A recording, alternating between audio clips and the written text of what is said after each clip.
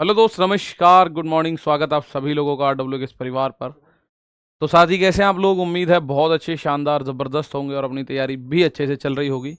तो सभी साथी जल्दी से आज की इस क्लास में जुड़ेंगे और एकदम बेहतर तरीके से अपनी इस तैयारियों को, जो क्लास में हमारी होती हैं।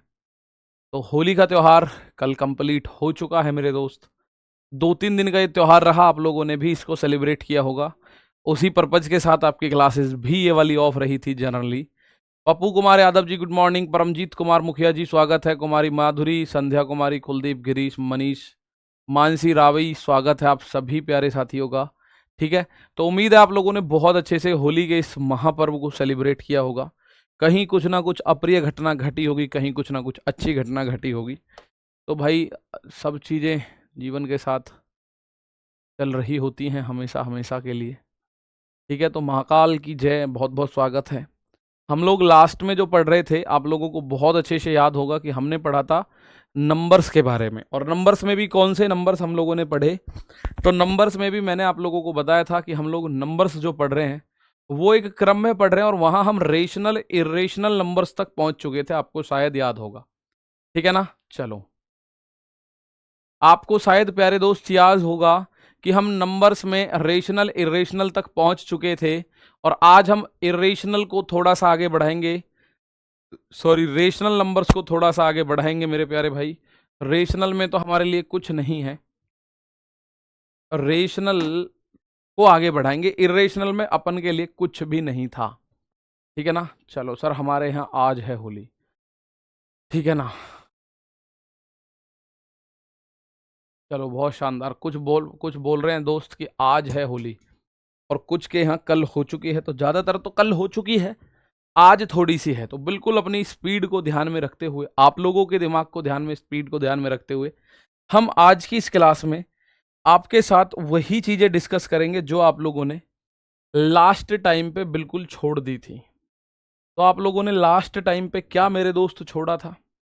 तो आप लोग अच्छे से जानते हैं सर, हमने लास्ट टाइम पे नंबर्स के बारे में जाना था। और नंबर्स में हम लोग डेसिमल के बारे में मैंने आपको बताया था। डेसिमल में 3 तरह के दशमलव मैंने आप लोगों को बताए थे। एक बार उनका नाम एक बार ले लीजिए। कौन कौन से दशमलव थे? एक मैंने बताया था आपको शांत दशमलव। शांत दशमलव को हम लोग बोलते हैं टर्मिनेटिंग डेसिमल। ठीक है, दूसरे नंबर पे मैंने आप लोगों को बताया था अशांत दशमलव।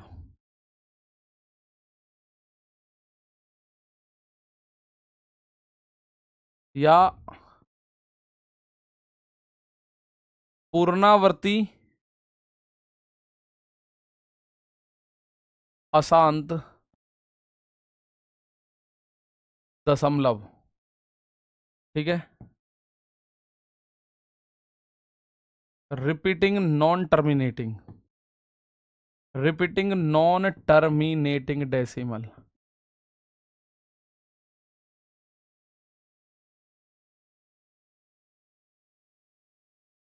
Repeating non terminating decimal. और तीसरे नंबर पे आप लोगों ने पढ़ा था गैर पूर्णावर्ती, गैर पूर्णावर्ती व अशांत दशमलव।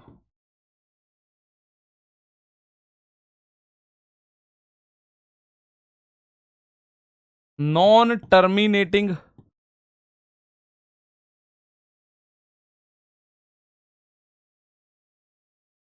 And non repeating.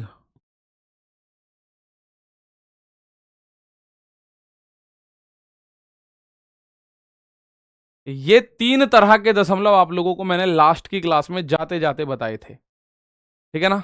चलो, मैंने लास्ट की क्लास में आपको जाते जाते इन 3 तरह के दशमलव के बारे में बताया था। मैं इनके बारे में लिख दूं। देखो, नाम ही है शांत दशमलव, यानी ये कुछ समय बाद शांत हो जाएगा। जैसे 1.23 या 3.331 या 1.2356 या 1.5 या 99.36। इस तरह के दशमलव जो भी होंगे, यानी कुछ अंक चलने के बाद मेरे दोस्त, वो अगर थम जाए, कुछ अंक चलने के बाद अगर वो थम जाएं, जैसे अगर मैं 5 में भाग देना शुरू कर दूं किसका, 4 का, तो 4 का भाग 5 में दोगे, ना जाने की 0 दशमलव, ये बन गया 50। या 4 का भाग 5 में दो, 4 एकम 4, बचा 1, 1 को 10 बना लो, 4 दूनी 8, बचा 2, 4 पंजे 20, यहाँ आके रुक गया। तो ये जो है ये एक आपका शांत दशमलव होता है। 0.125 लिख के हमने इसको रोक दिया, तो क्या हो गया, शांत दशमलव हो गया मेरे दोस्त। ये क्या हो गया, शांत दशमलव हो गया। सर अगला बकेसी कब आएगा ग्रुप डी के, अगला बकेसी, ओहो वैकेंसी, अगली वैकेंसी मेरे प्यारे भाई नवंबर में आएंगी, ठीक है, श्योर आएंगी, पर नवंबर में पक्की बात है, नवंबर में आ रही हैं, बिल्कुल आ रही हैं, श्योर श्योर बात है बिल्कुल, ठीक है। चलिए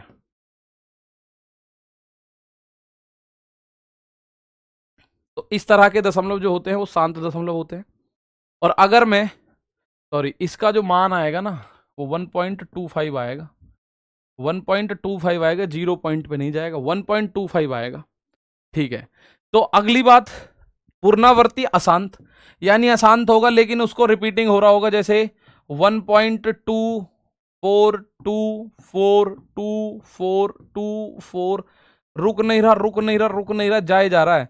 लेकिन एक बात बहुत अच्छी आपको नजर आ रही है, उसको बोलते हैं 1.242424, यानी आप लोग इसको क्या दे सकते हैं, ठीक है ना। तो आप लोग इसको भाग अगर करें तो इसको क्या बोला जा सकता है, फाइनली इसको बोला जा सकता है 1.24 के ऊपर बार, इसको बोलते हैं 1.24 के ऊपर बार।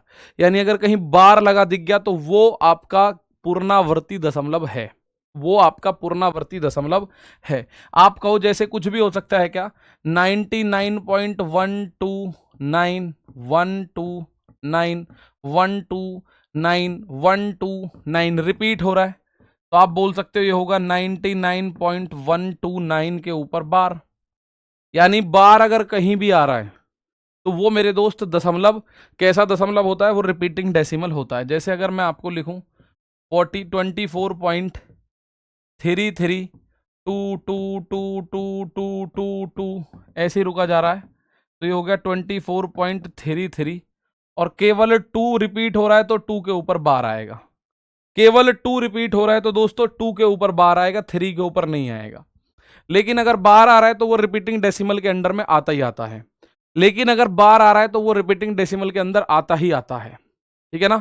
चलो सर नंबर सिस्टम से तो क्वेश्चन तो बहुत कम देखने को मिलते हैं बेटा, नंबर सिस्टम से क्वेश्चन सीधे सीधे कम देखने को मिलेंगे, लेकिन जैसे मैंने आपको बताया डिविजिबिलिटी रूल एलसीएम एचसीएफ में पूरा लगेगा, यूनिट डिजिट पूरा लगता है, डिविजिबिलिटी रूल पूरे मैथ में लगता है, वहां आपको पूरा का पूरा देखने को मिलता है, ठीक है ना। चलो बहुत शानदार।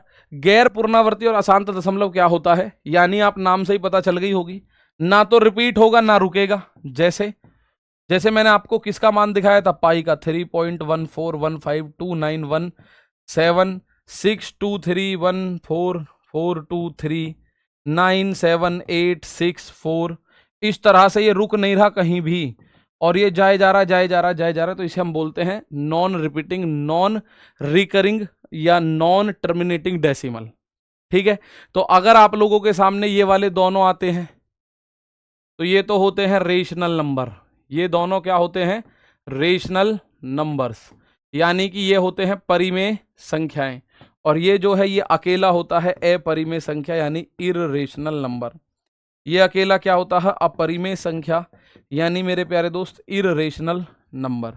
ये क्या होता है, अपरिमेय संख्या, यानी कि इररेशनल नंबर, ठीक है। बहुत बढ़िया गौरवी भाई, ये क्या होता है, ये अपरिमेय संख्या। तो मैं आप लोगों के सामने कुछ संख्याएं लिखूं, आप मुझे बताना। मैंने पहला पॉइंट लिखा 99,997.7743, दूसरा पॉइंट मैंने लिखा 997.7732567932321, रुक नहीं रहा। और तीसरा पॉइंट मैंने लिखा 997.7743434343434343, रुक नहीं रहा। तो इनमें कौन सा रेशनल है कौन सा इरेशनल है ये बात आप लोगों को बतानी है। कौन सा रेशनल है कौन सा इरेशनल है ये बात आप लोगों को बतानी है। 3 दशमलव की संख्याएं मैंने आपके सामने लिख दी। मैंने आपके सामने 3 संख्याएं दशमलव की लिख दी। आप मुझे बताओ कौन सा दशमलव रेशनल नंबर है कौन सा इरेशनल है।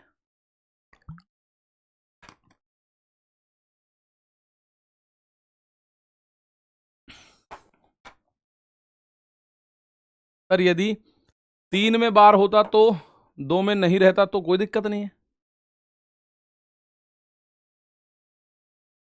ऐसा नहीं हो सकता मेरे बेटे, ऐसा नहीं हो सकता। एक बच्चा कह रहा अगर यहाँ 3 पे बार होता 2 पे ना होता, ऐसा पॉसिबल नहीं है। ऐसी संख्या नहीं बनेगी कोई भी। ऐसी संख्या, बार का मतलब है अनंत बार रिपीट हो रहा है। बार का मतलब है अनंत बार रिपीट हो रहा है। तो ये देखो यहां आके रुक गया ना, ये यहां आके रुक गया ना, तो ये शांत दशमलव है। शांत दशमलव मतलब परिमेय संख्या। शांत हो गया मतलब ये है एक रेशनल नंबर। शांत हो गया मतलब ये है एक रेशनल नंबर। आप इसको देखो रिपीट हो रहा है क्या, 7 7 4 3 2 5 9 7, ये तो रिपीट भी नहीं हो रहा रुक भी नहीं रहा। तो ये है non repeating non terminating, non repeating non terminating. ये तो दोनों चीजें गैर पुनरावर्ती अशांत दशमलव। तो इसका मतलब ये अपरिमेय संख्या है। इसका मतलब है ये अपरिमेय संख्या होगी। This is irrational number. ये एक इरेशनल नंबर होगा। पहला रेशनल, दूसरा इरेशनल, तीसरा देखो 997.77, 4 3 4 3 4 3 4 3 4 3, यानी इसको लिख सकते हैं 997.77 और 4 3 के ऊपर बार। अब कुछ बच्चों के दिमाग में ऐसा आ रहा हो कि सर ऐसा हो सकता है कि 7 या 4 के ऊपर बार हो और लास्ट वाली के ऊपर बार ना हो। ऐसा पॉसिबल नहीं है कोई भी संख्या में। इस बार का मतलब है अनंत बार 4 3 आएगा। तो ये तो परिमेय है। तो पहली और तीसरी परिमेय, पहली और तीसरी परिमेय और बीच वाली अपरिमेय। पहली और तीसरी परिमेय संख्या होंगी और बीच वाली इरेशनल संख्या होगी, यानी कि अपरिमेय संख्या होगी। तो यहां से अगर मैं आप लोगों से एक बात पूछूं,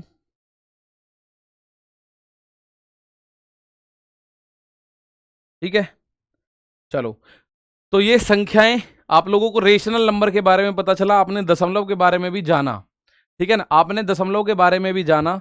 तो आप जब इससे आगे बढ़ेंगे थोड़ा सा, तो रेशनल इरेशनल नंबर तो वहीं खत्म। अब हम आगे बढ़ेंगे रेशनल नंबर को लेकर। रेशनल नंबर को लेकर आप लोग आगे बढ़ेंगे, यानी कि अब आगे बढ़ेंगे हम परिमेय संख्या को लेकर। आगे बढ़ेंगे हम परिमेय संख्या को लेकर। आगे बढ़ेंगे हम परिमेय संख्या को लेकर। और रेशनल नंबर में हमारे पास बहुत सारी संख्याएं नजर आती हैं। रेशनल नंबर में हमारे पास दशमलव की संख्याएं आती हैं, पूर्णांक नजर आते हैं, पूर्णांक नजर आते हैं, दशमलव की संख्याएं नजर आती हैं।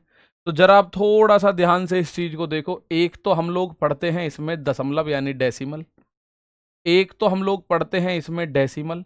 और डेसिमल मैं आप लोगों को ऑलरेडी बता चुका हूं, दोबारा नहीं बताऊंगा इसके अंदर, क्योंकि अभी अभी तो बता के लाया था मैं। और दूसरा इसके अंदर हम लोग पढ़ते हैं पूर्णांक, और पूर्णांक के अंदर हमारा मेरे दोस्त इंटीजर, इंटीजर। तो हम लोग जब इसके आगे बढ़ेंगे तो दशमलव के अंदर आप लोग ऑलरेडी सारी तीनों चीजों को सीख चुके हैं, ठीक है ना। आप लोग दशमलव के अंदर की तीनों चीज, शांत दशमलव, अशांत दशमलव और पूर्णावर्ती दशमलव, इन तीनों चीजों को आप सीख चुके हैं। अगर मैं बात करूं अब पूर्णांक की, तो यहां से आगे जो शर्त चलेगी वो पूर्णांक की होगी। और पूर्णांक के अंदर आप लोगों को एक तो धनात्मक पूर्णांक मिलेगा, धनात्मक पूर्णांक मिलेगा, यानी कि आप लोग इसको बोलते हैं पॉजिटिव इंटीजर। ये पूरी की पूरी एक वंश बेल की तरह चलती है भाई। जैसे एक वंश बेल चलती है ना, पिता फिर जैसे दादा फिर पिता फिर पोता पड़पोता सड़पोता, इस तरह से, ठीक है। तो ऐसे चली। सबसे पहले अगर मैं बात करूं, हमारे पास संख्याएं थी जैसे 3, real number, imagery number, complex number. तो इमेजनरी में मैंने आप लोगों को बता दिया था, अंडर रूट में नेगेटिव नंबर अगर कोई है तो वो इमेजनरी है, वो हमने छोड़ दिया था। हम बढ़े फिर रियल नंबर को आगे लेके। रियल नंबर के 2 बेटे थे, रेशनल इरेशनल। इरेशनल में मैंने आप लोगों को बताया जैसे पाई है, या जैसे वे संख्या है जैसे under root 2, under root 3, under root 5, under root 7, जिनका परफेक्ट स्क्वायर नहीं है और वो अंडर रूट के अंदर फंस गए हैं, तो वो भी इरेशनल होते हैं। तो रियल नंबर के दो बेटे हुए, रेशनल इरेशनल। अब इरेशनल को वहीं छोड़ दिया, रेशनल पे आए। रेशनल के फिर दो बेटे हुए, एक दशमलव और एक इंटीजर। तो दशमलव को हमने पढ़ लिया है, दशमलव के भी तीन बेटे थे, रेशनल मतलब पूर्णावर्ती, गैर पूर्णावर्ती और अशांत वाला जो हमने पढ़ा। और इंटीजर के भी तीन बेटे होंगे, एक तो होगा पॉजिटिव इंटीजर, एक होगा नेगेटिव, तो ये हिंदी में बोला जाएगा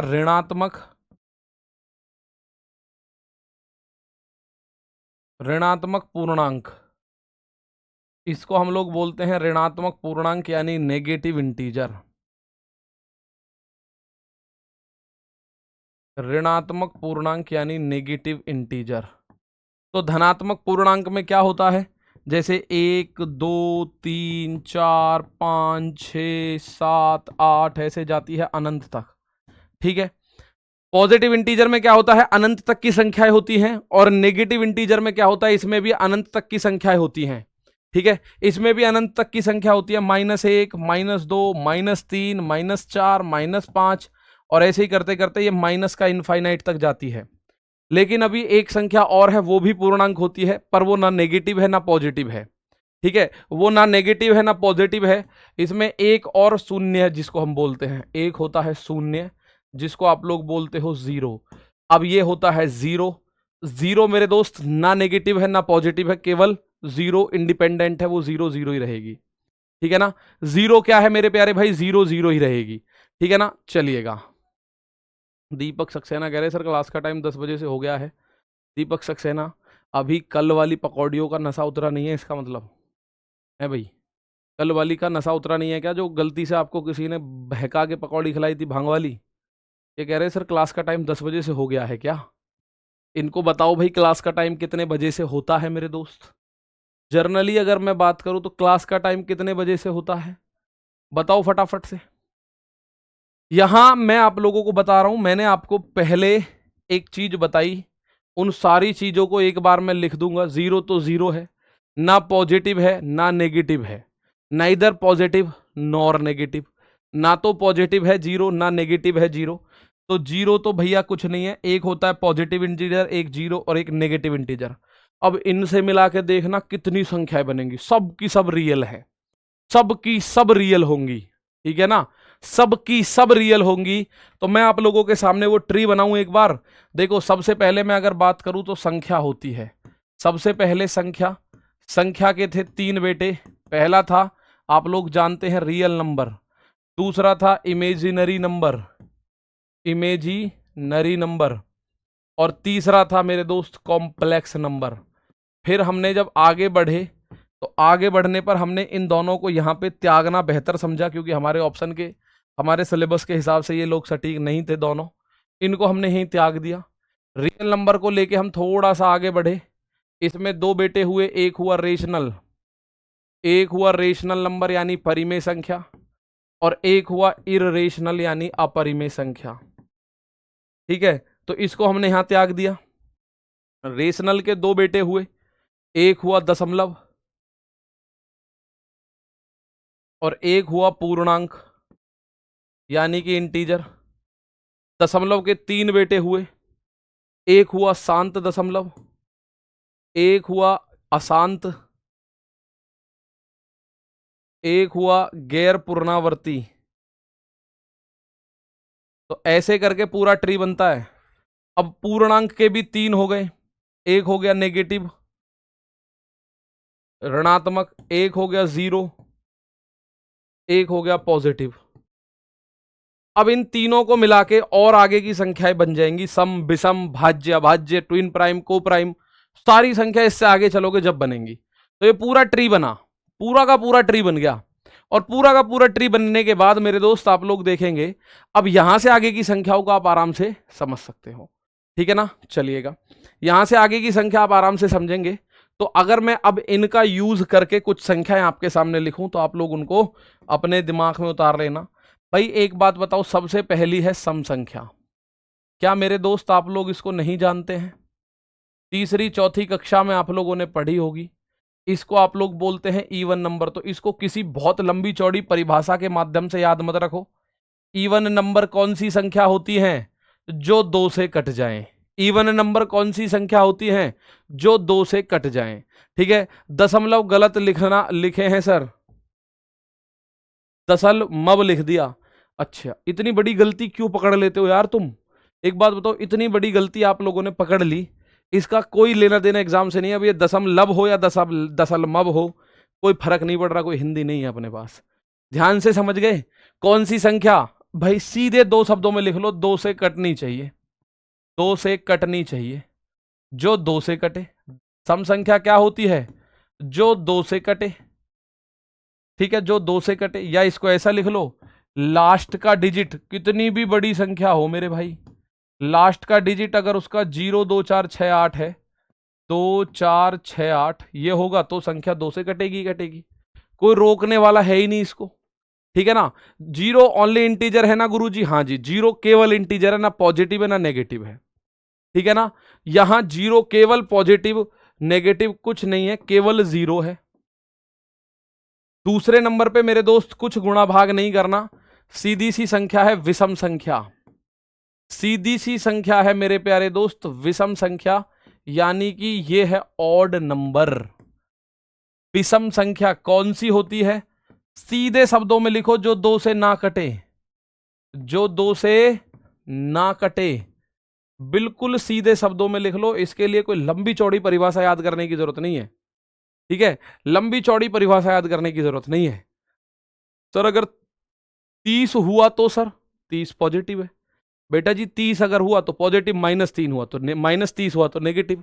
जैसे इसके लिए भी आप ऐसा लिख सकते हो, लास्ट डिजिट, इसके लिए भी 5 डिजिट फिक्स है, या तो 1 होगा या 3 होगा या 5 होगा या 7 होगा या 9 होगा। अगर इन पांचों में से कुछ है तो वो विषम संख्या होगी। बताओ वही फटाफट से, सम और विषम में किसी को कोई दिक्कत है क्या? क्या सम और विषम आप लोग पहली बार पढ़ रहे हो क्या? एक क्या है?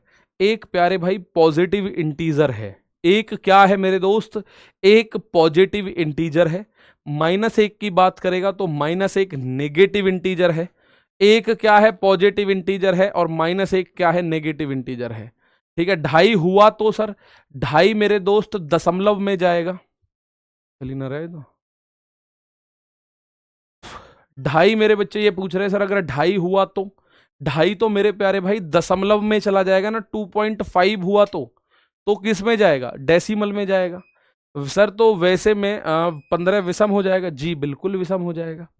ठीक है, 15 क्या हो जाएगा? अब इसके लिए आप चाहे ये कह लो कि सर हम पहली बार पढ़ रहे हैं, चाहे कह लो हम दूसरी बार पढ़ रहे हैं, उसके लिए इनमें कोई भी रोल नहीं है। बेसिकली कोई पहली बार भी पढ़ रहा है उसको विषम सम उतनी समझ में आएंगी जितनी जो दूसरी 10वीं बार पढ़ रहा होगा। ठीक है ना? चलो, तो यहां आप लोग अपना दिमाग लगा सकते हैं, जितना भी साथी लगा रहे हो आप अपना दिमाग लगाइए कि सर कोई सी संख्या अगर आप बोले तो कौन सी होगी। ठीक है, -2 इवन होगी क्या? हाँ जी। अब एक बात आपको समझनी होगी। ठीक है, -2 इवन होगी क्या?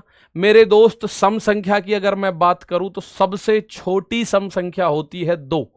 सबसे छोटी सम संख्या 2 होती है। अगर कोई पूछे सबसे छोटी सम संख्या, सबसे छोटी सम संख्या की अगर मैं बात करूंगा मेरे प्यारे भाई, तो वो क्या होगी? That will be 2, the least even number.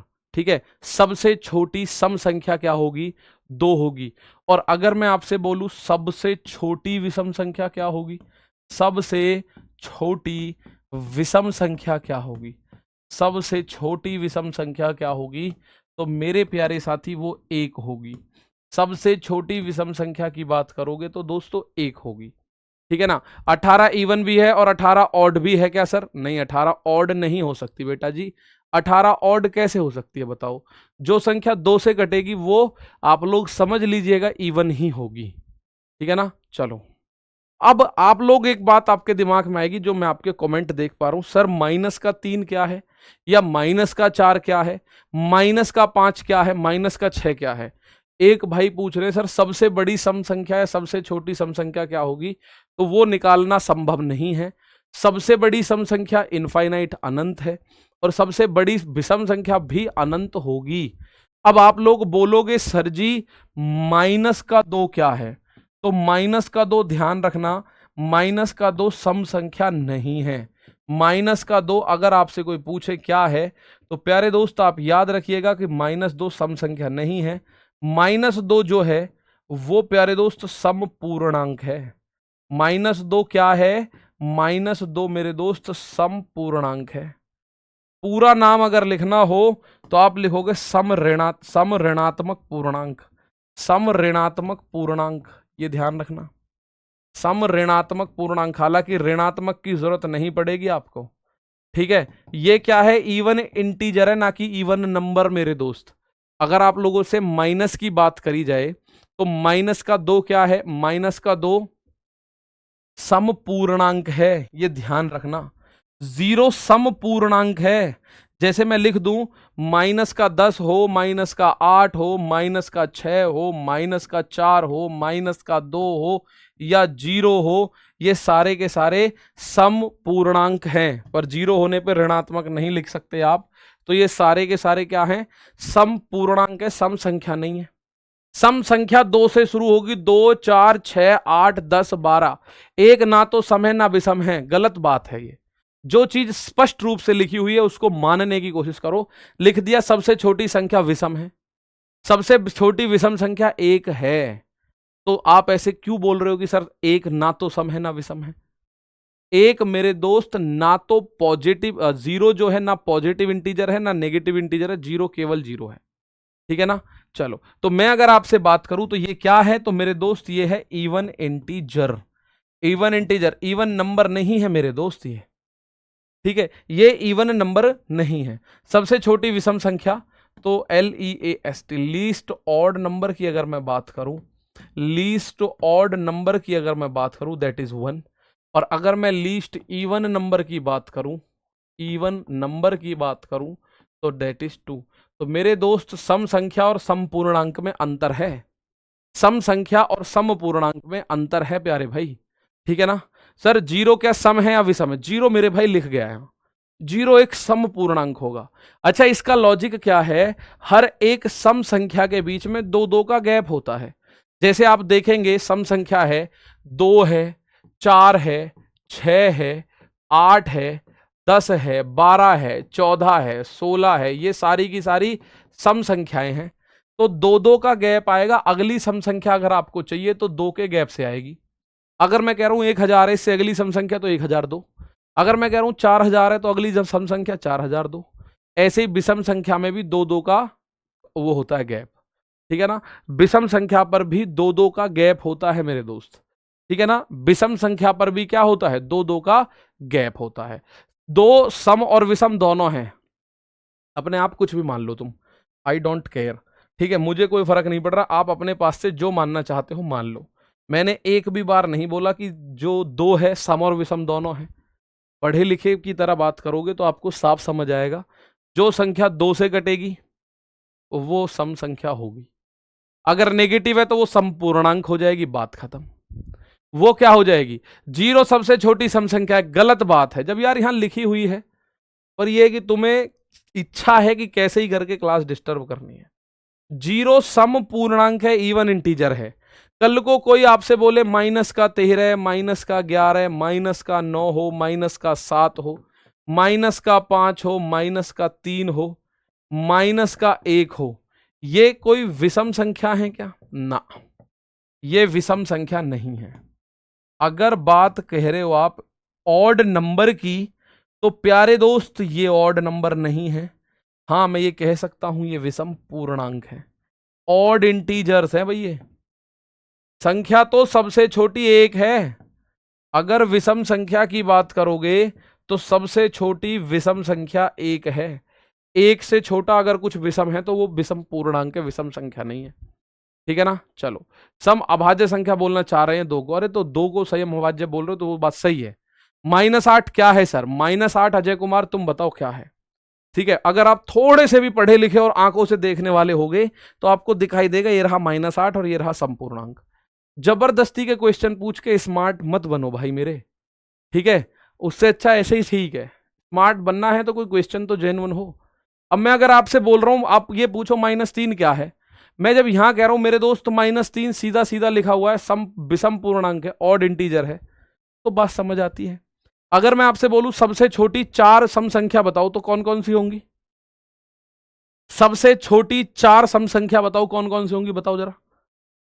सबसे छोटी 4 सम संख्या कौन कौन सी होंगी प्यारे भाई, ये बात बताओ। ठीक है, बताओ जल्दी से। सबसे छोटी 4 सम संख्या कौन कौन सी होंगी? सबसे छोटी 4 सम संख्याएं कौन कौन सी होंगी, जल्दी बताओ। सबसे छोटी 4 सम संख्याएं कौन कौन सी होंगी? 2 4 6 8, बहुत बढ़िया। सबसे छोटी 4 सम संख्या अगर मैं बोलूंगा तो वो होगी 2 4 6 और 8। सबसे छोटी 4 सम संख्या ये होंगी। क्लियर बात है? तो माइनस का कोई रोल ही नहीं है अगर सम संख्या शब्द का यूज हुआ है।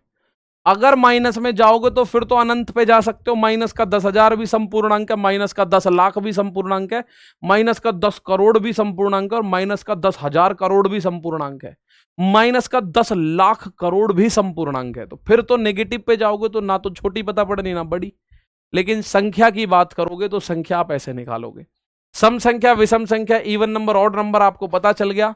जो 2 से कटे, सबसे छोटी जो लीस्ट इवन नंबर 2 है, लीस्ट ऑड नंबर 1 है।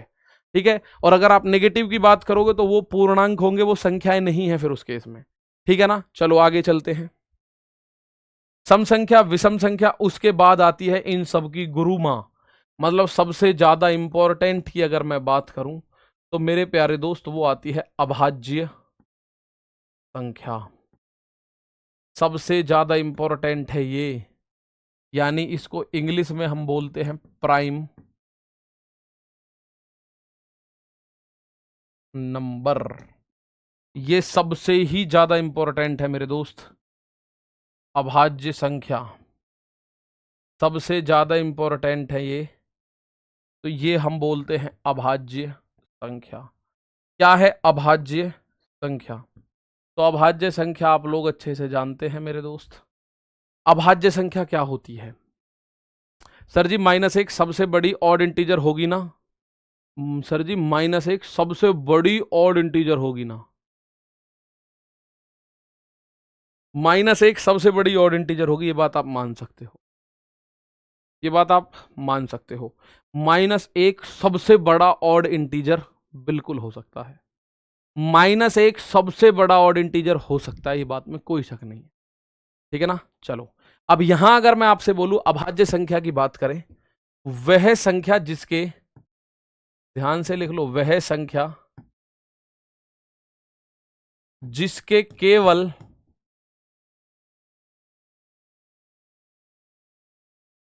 दो ही फैक्टर्स हो सकते हैं, फैक्टर्स हो सकते हैं,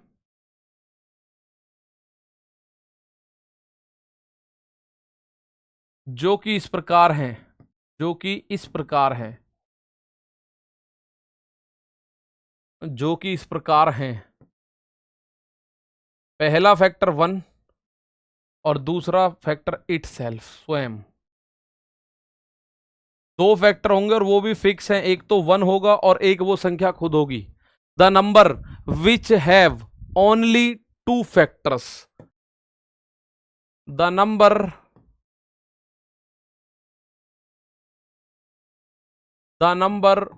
which have only 2 factors such that one and itself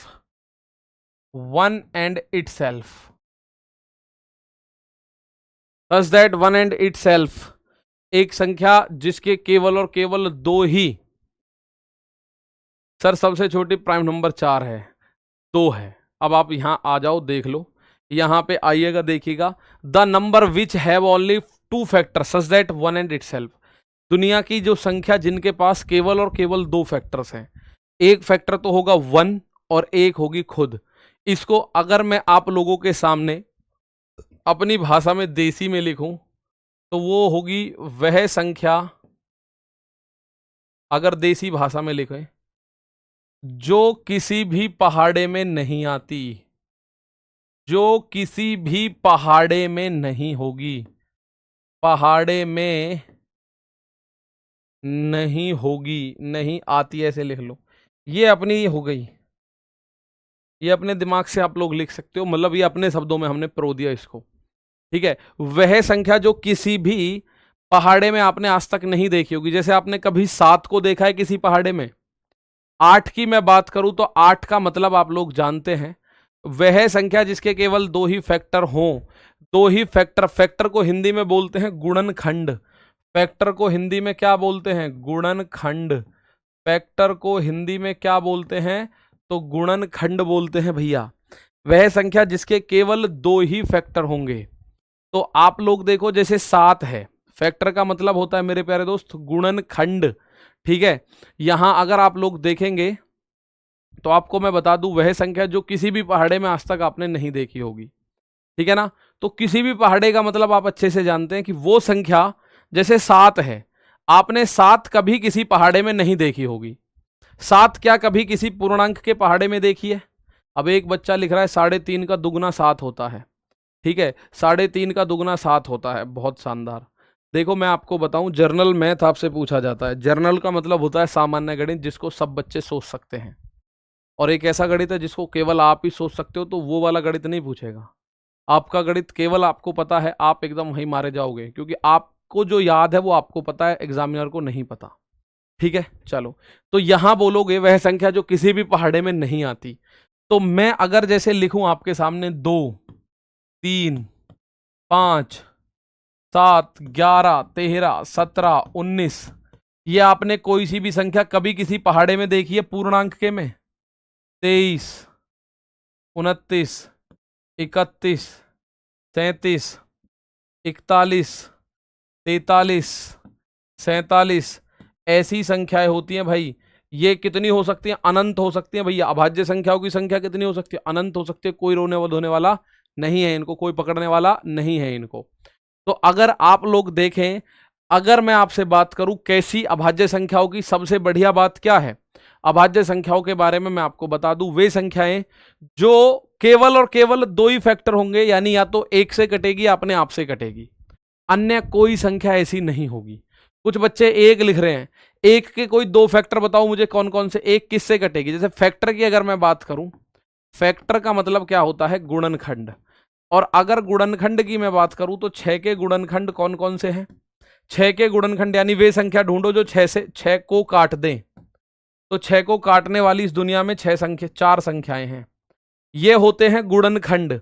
ये क्या होते हैं? ये होते हैं मेरे दोस्त गुणनखंड।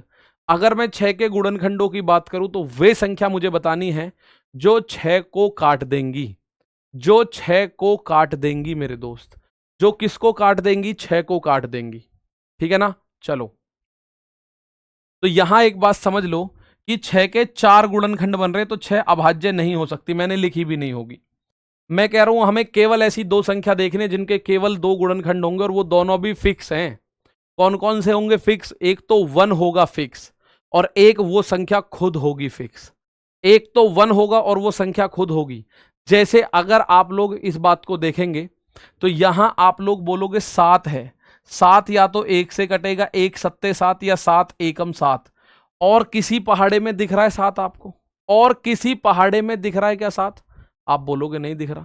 7, 13, 17 ये सब नहीं आती टेबल में, नहीं आती। 7 जितनी भी मैंने लिखी है, कोई सी भी किसी टेबल में नहीं देखी होगी आपने, कोई सी संख्या किसी टेबल में नहीं देखी होगी। जैसे अगर 29 की मैं बात करूं, 29 या तो 1 से कटेगा 29 बार, या 29 खुद 29 से कटेगा, 29 एकम 29। तो 29 कैसी संख्या है? 29 मेरे दोस्त प्राइम नंबर है, अभाज्य संख्या।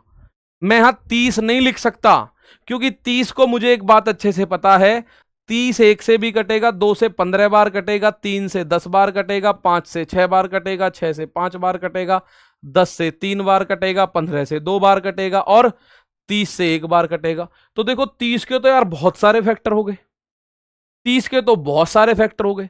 31 किसी संख्या के पहाड़े में आज तक देखा नहीं होगा, या तो 1 के पहाड़े में आ सकता है, या 31 एकम 31 होगा, और किसी के पहाड़े में नहीं आ सकता।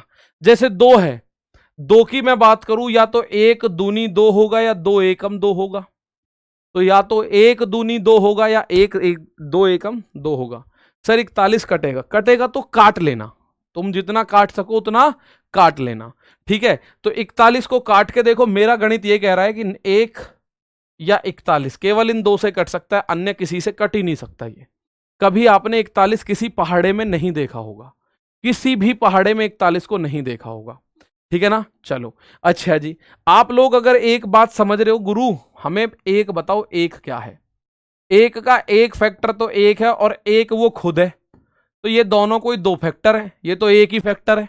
जबकि इसका जो परिभाषा है वो ये कहती है कि जिस संख्या के केवल दो फैक्टर होंगे, केवल दो फैक्टर होने जरूरी है, केवल दो। केवल का मतलब ना तो दो से ज्यादा हो ना दो से कम हो, ना तो दो से ज्यादा हो ना दो से कम हो। तो एक का एक ही फैक्टर है, वो खुद वन है, वो खुद क्या है वन। तो एक का एक फैक्टर है, अगर एक फैक्टर है तो ये प्राइम नंबर की कैटेगरी से बाहर हो गया। तो सबसे छोटी अभाज्य संख्या क्या है, दो है।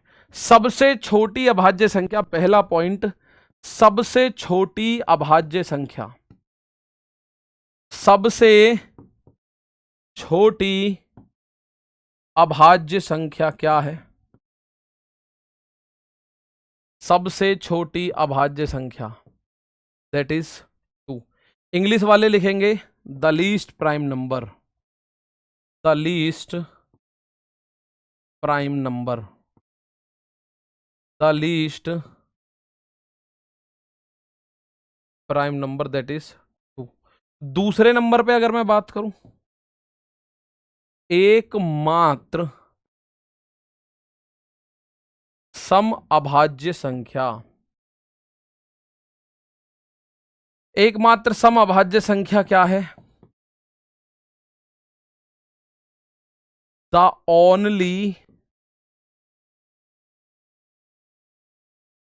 इवन प्राइम नंबर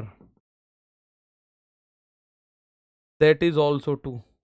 एकमात्र सम अभाज्य संख्या दो है, सबसे छोटी भी दो है। आप बोलो एक, एक अभाज्य नहीं है। जब सबसे छोटी अभाज्य संख्या दो हो गई तो एक तो दो से छोटी है, तो वो कुछ नहीं है, मतलब वो लात मारो उसमें, ठीक है ना। 33 बी तो है, दिवांश तेली कह रहे हैं गुरुजी 33 बी तो है।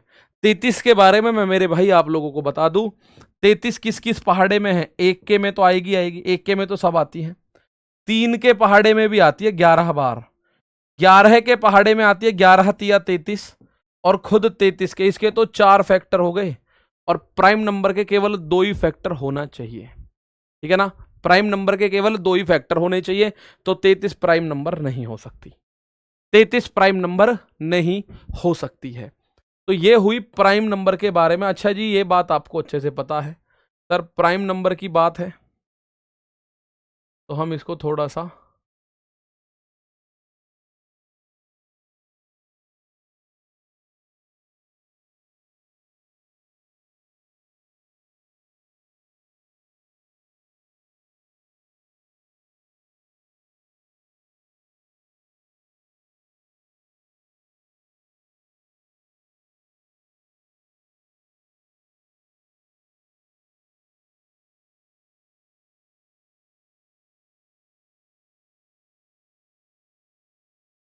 हो।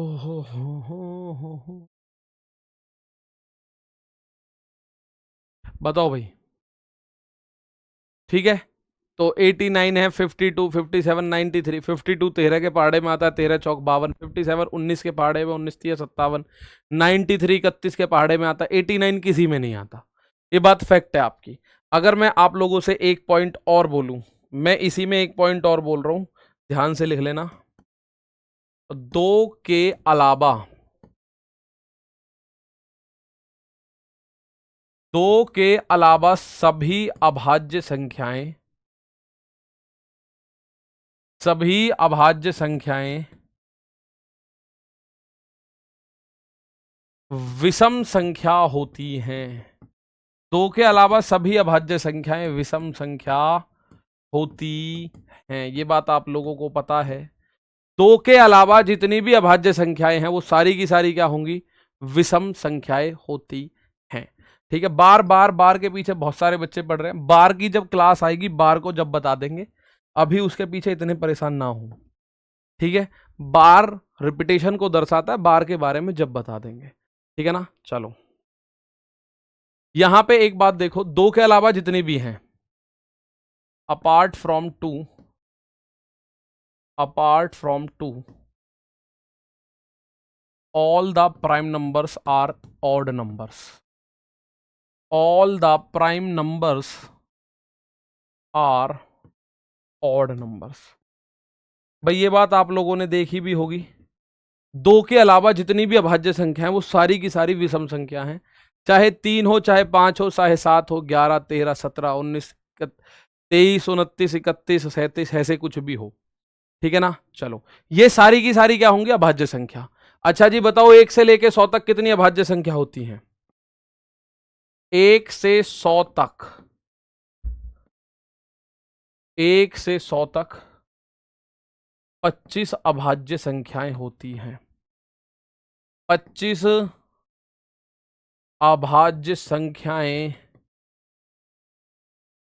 होती हैं।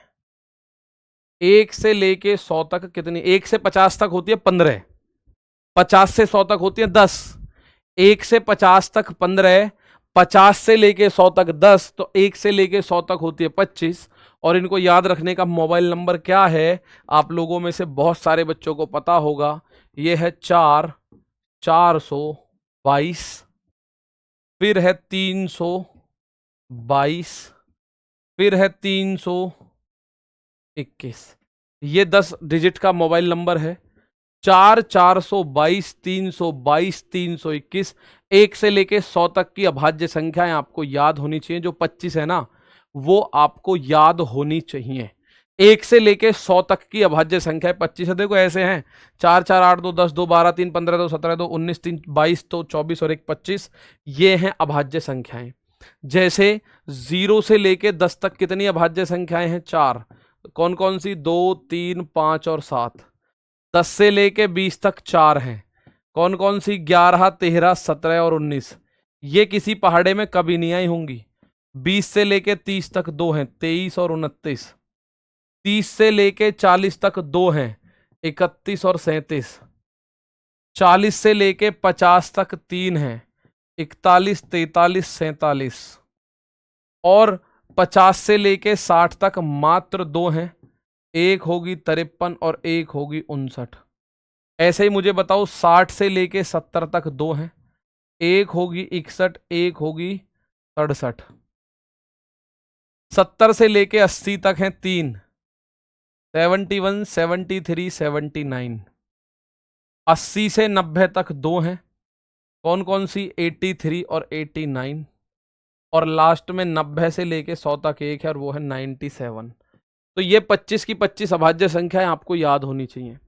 1 से 50 तक हैं 15, 50 से 100 तक हैं 10, और 1 से 100 तक है 25, 1 से 200 तक है 46, 1 से 1000 तक है 168। इस तरह से आप इनको देखोगे। ठीक है मेरे दोस्त, आप लोगों के सामने 25 संख्याएं दिखाई दे रही हैं। ये 4 ये रही, 4 ये रही, 2 ये रही, 2 ये रही, 3, 2, 2, 3, 2, 1। इस तरह से ये कुल मिला के 25 संख्याएं हैं और ये आपको याद होनी चाहिए। ठीक है ना, बहुत बढ़िया। हिंदी के साथ में इंग्लिश भी करना प्लीज। हाँ ठीक है, हिंदी के साथ इंग्लिश भी करो। There are 25, there are 25 prime numbers, prime numbers from 1 and 100।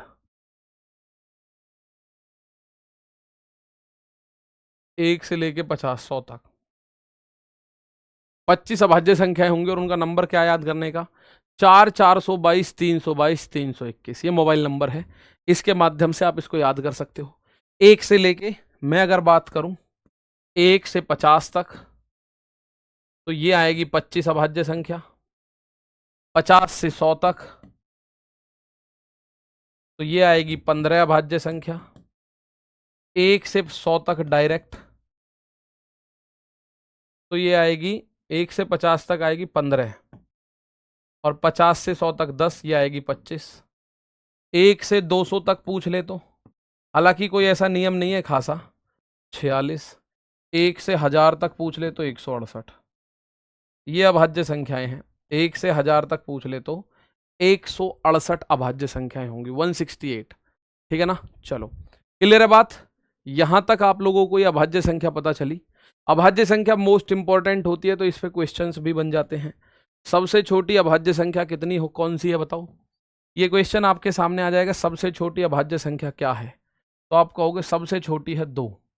2 is the smallest prime number, 2 is the smallest prime number, 2 is the smallest prime number. ठीक है, 2 क्या है, स्मॉलेस्ट प्राइम नंबर। 100 से छोटी सभी अभाज्य संख्याएं कितनी हैं, तो 100 से छोटी जितनी भी अभाज्य संख्या है वो सब 25 है। इस तरह के क्वेश्चन, सभी अभाज्य संख्याओं की कुल संख्या कितनी है। अच्छा, सम अभाज्य की, तो इसके बारे में आप मुझे बताइएगा, मैं आपको ये दे रहा हूं होमवर्क के अंदर, आपको इसका कमेंट बॉक्स में आंसर रखना है। 100 सम अभाज्य, the total number of prime numbers is, prime numbers की संख्याएं कितनी है। ठीक है, प्राइम नंबर्स कितने हैं। चलो, तो आज के लिए मेरे दोस्त इतना ही है। अगली क्लास का आपका भी हमारा भी टाइम स्टार्ट है, मिलेंगे अगली क्लास में। तब तक के लिए प्यारे दोस्त, नमस्कार, थैंक यू, जय हिंद, जय भारत।